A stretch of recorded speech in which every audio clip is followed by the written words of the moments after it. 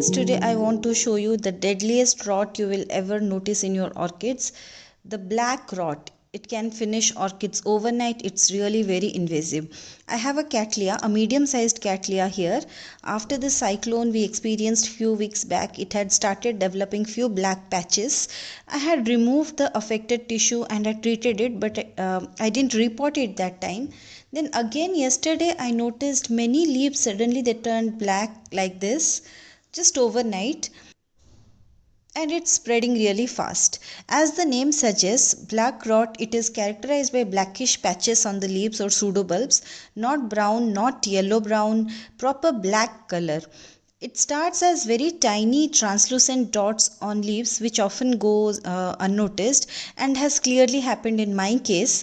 If an orchid is extensively affected, then it is better to trash it, but with involvement like this we can still try to save it. I'm not sure if this can be saved, but I wanted to take this opportunity and show you what black rot is.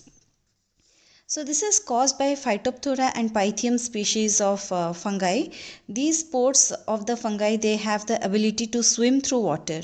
So while watering the plants, or if rainwater falls or any form of water splashing from the plants, these spores they will be dislodged and they can affect other plants. Basically extremely humid weather and water logging and poor ventilation, it causes such rot to appear and to spread. Almost all variety of orchids can be affected, especially the cattleyas, they are more prone to black rot. So the first step should be isolation. I had already isolated it when I first noticed those blackish patches, and now I will treat it really invisibly. First I will take a pair of sterile scissors and remove all the infected leaves. I'm so sorry my camera wasn't recording when I cut the leaves. I just realized it now, but it's very simple. So basically I removed the leaves which were affected more than 50%. I removed those leaves completely, and the ones that had only a small portion affected, I cut those affected portion, leaving behind a margin of healthy tissue. There were even some pseudobulbs which were rotting, so I removed those as well. The ones completely rotted, I cut them completely, and the ones that had only a little portion affected, I cut them partially till I saw healthy green tissue in the remaining portion.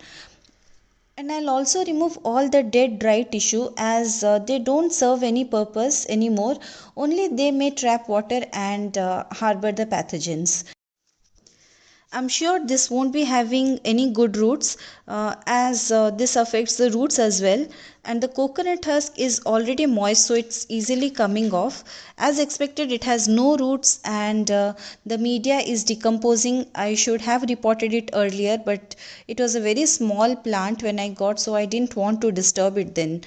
I'm removing all the bad decomposing media, and again with clean scissors I am chopping off all the dead roots. The dead roots, they will feel stringy, empty and mushy, and they will easily come off, in contrary to the good roots which will feel firm to touch.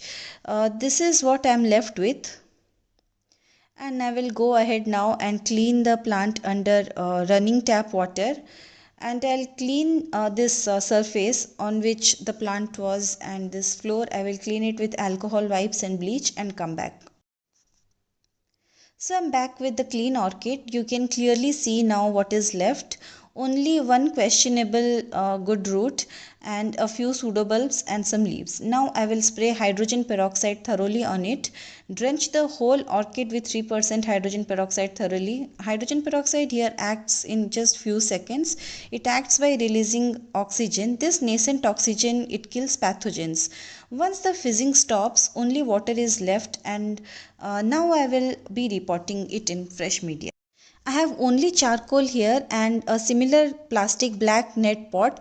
Don't use the same pot to repot, as it needs to be sterilized before using, at least with very strong soap solution and bleach.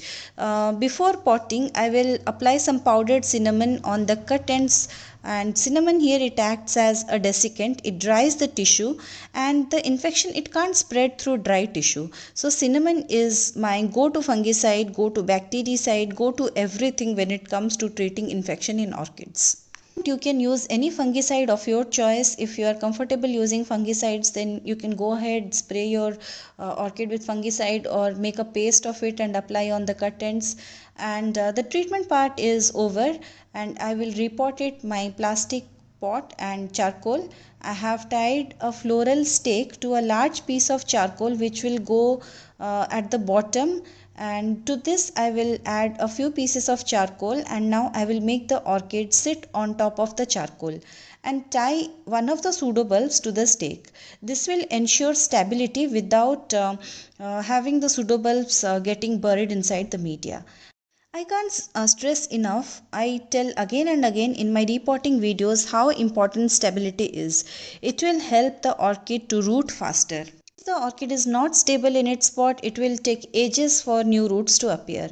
Now I will add few more pieces of charcoal on top, and for finishing I will put a few loose strands of sphagnum moss on top.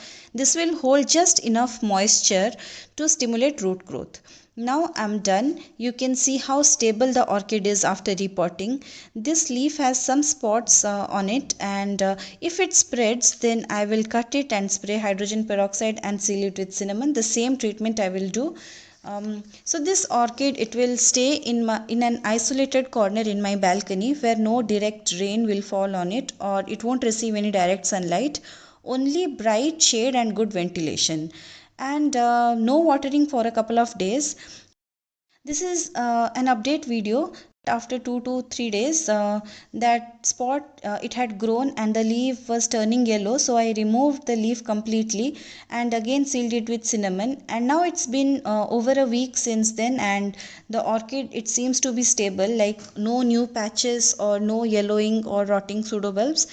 Anyways, I'll have to keep observing it, and after a month, when it's completely stable, I will resume my regular Cattleya orchid care for it.